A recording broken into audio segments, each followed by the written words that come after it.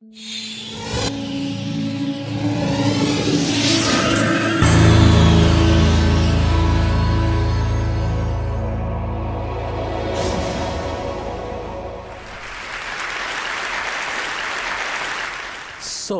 what does the happiest man in the world look like? I mean, certainly doesn't look like me, right? He looks like this. His name is Matthew Ricard. So, how do you get to be the happiest man in the world? Well, it turns out there is a way to measure happiness in the brain. And you do that by measuring the relative activation of the left prefrontal cortex in the fMRI versus the right prefrontal cortex, right? And Matthew's happiness measure is off the charts. He is by far the happiest man ever measured by science. Yeah. Which leads us to a question. What was he thinking when he was being measured? Perhaps something very naughty. Actually, he was meditating on compassion. Matthew's own experience is that compassion is the happiest state ever. Reading about Matthew was one of the pivotal moments of my life. My dream is to create the conditions for world peace in my lifetime. And to do that by creating the conditions for inner peace and compassion on a global scale. And learning about Matthew gave me a new angle to look at my work. Matthew's brain scan shows that compassion is not a chore. Compassion is something that creates happiness. Compassion is fun, right? And that mind-blowing insight changes the entire game. Because if compassion was a chore, like, nobody's going to do it, except maybe the Dalai Lama, or something, right? But if compassion was fun, everybody's going to do it, right? Therefore, to create the conditions for global compassion, all we have to do is to reframe compassion as something that is fun. But fun is not enough.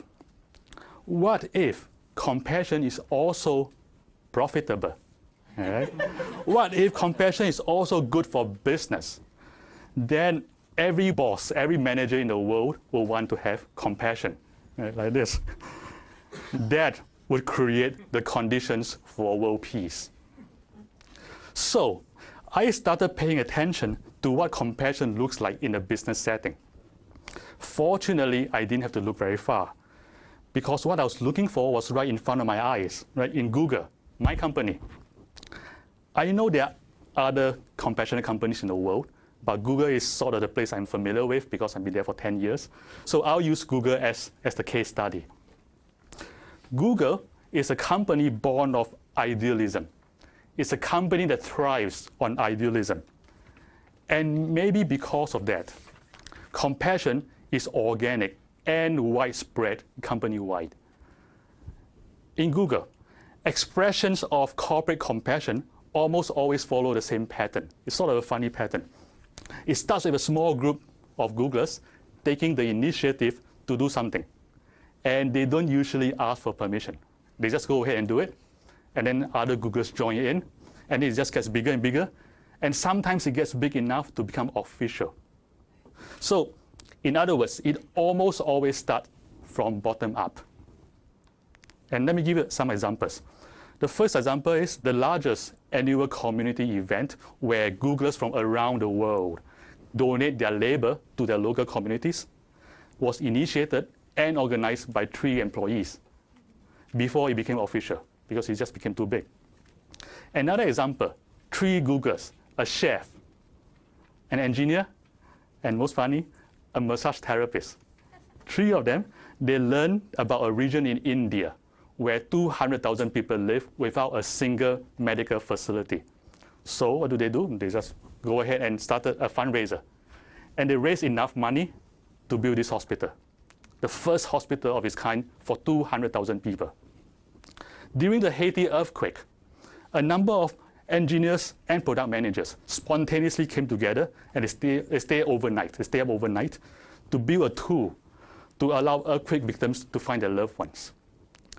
And expressions of compassion is also found in our international offices. In China, for example, one mid-level employee initiated the largest social action competition in China, involving more than 1,000 schools in China, working on issues such as education, poverty, healthcare, and the environment. There is so much organic social action all around Google that the company decided to form a social responsibility team just to support this effort. And this idea, again, came from the grassroots, from two Googlers who wrote their own job descriptions and volunteered themselves for the job. And I found it fascinating that the social responsibility team was not formed as part of some grand corporate strategy, right? It was like two persons say, let's do this. And the company said yes. So it turns out that Google is a compassionate company because Googlers found compassion to be fun. But again, fun is not enough. There are also real business benefits. So what are they? The first benefit of compassion is that it creates highly effective business leaders. What does that mean? There are three components of compassion. There is the affective component, which is I feel for you. There is the cognitive component, which is I understand you. And there is a motivational component, which is I want to help you. So what has this got to do with business leadership? According to a very comprehensive study led by Jim Collins and documented in the book Good to Great, it takes a very special kind of leader to bring a company from goodness to greatness. And he calls them level 5 leaders. These are leaders who, in addition to being highly capable, possess two important qualities, and they are humility and ambition. These are leaders who are highly ambitious for the greater good. And because they're ambitious for greater good, they feel no need to inflate their own egos. And they, according to the research, make the best business leaders. And if you look at these qualities in the context of compassion, we find that the cognitive and affective components of compassion, understanding people and empathizing with people, inhibits, tones down what I call the excessive self-obsession that's in us, therefore creating the conditions for humility. The motivational component of compassion creates ambition for greater good. In other words, compassion is the way to grow level 5 leaders. And this is its first compelling business benefit. The second compelling benefit of compassion is that it creates an inspiring workforce. Employees mutually inspire each other towards greater good. It creates a vibrant, energetic community where people admire and respect each other. I mean, like you come to work in the morning, right? And you work with 3 guys who just up and decide want to build a hospital in India. Right? It's like, how can you not be inspired by those people, your own co-workers? So this mutual inspiration promotes collaboration, initiative, and creativity. It makes us a highly effective company. So having said all that, what is the secret formula for brewing compassion, in the corporate setting? In our experience, there are 3 ingredients. The first ingredient is to create a culture of passionate concern for the greater good. So always think, how is your company and your job serving the greater good? Or how can you further serve the greater good? This awareness of serving greater good is very self-inspiring, and it creates fertile grounds for compassion to grow in. That's one. The second ingredient is autonomy. So in Google, there's a lot of autonomy. And one of our most popular managers joked that, this is what he says, Google is a place where the inmates run the asylum. And he considers himself one of the inmates. if you already have a culture of compassion and idealism, and you let your people roam free, they will do the right thing in the most compassionate way. The third ingredient is to focus on inner development and personal growth. Leadership training in Google, for example, places a lot of emphasis on the inner qualities such as self-awareness, self-mastery, empathy, and compassion. Because we believe that leadership begins with character. We even created a 7-week curriculum on emotional intelligence, which we jokingly call Search Inside Yourself. Yeah, it is less naughty than it sounds. So I'm an engineer by training, right? But I'm one of the creators and instructors of this course, which I find kind of funny, right? Because this is a company that trusts an engineer to teach emotional intelligence. So what a company. So search inside yourself. How does it work? It works in 3 steps. The first step is attention training. Attention is the basis of all higher cognitive and emotional abilities. Therefore, any curriculum for training emotional intelligence has to begin with attention training. The idea here is to train attention to create a quality of mind that is calm and clear at the same time. And this creates the foundation for emotional intelligence.